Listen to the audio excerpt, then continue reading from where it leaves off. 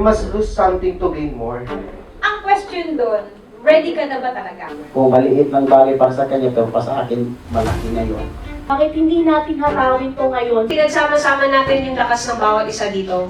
That's the time that we will dominate. And also, talagang be consistent and persistent lang talaga sa lahat ng bagay na ginagawa mo. Kasi nasa sarili mo talaga yan, nasa determinasyon mo kung paano mo gagawin or kukunin yung isang bagay na gusto mong ma-achieve. I was reinvesting my money kasi believing ako na someday lalaki ito. Are you an expert? Magaling ka na ba sa craft mo? Kasi paano mo matuturuan yung mga sellers mo if ikaw mismo hindi ka pa-equipped?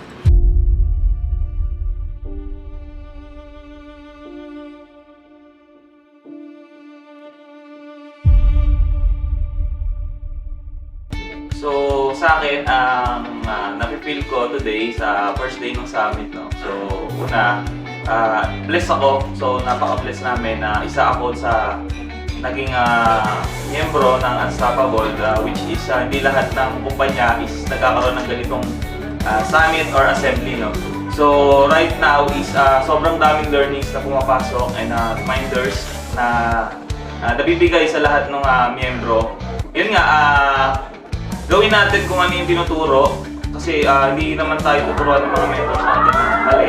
Follow the right system, tama naman yun na may sistema na kailangan mo na lang sundin, huwag na tayo mag-invento kung ano yung mga hindi tinuturo sa atin kasi ang gusto lang naman sa atin ng management or ng team natin is lahat ng ikabubuti sa atin natin. So, yun lang para sa akin. First, doon muna siguro tayo sa feeling. So, ang feeling ko talaga mainis sobrang na-overwhelmed ako sa lahat ng mga learnings na nadagdag sa akin.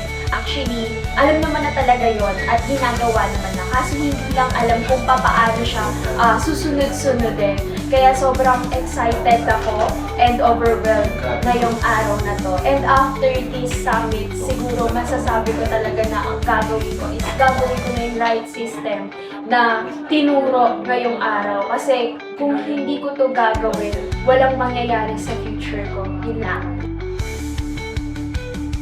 We are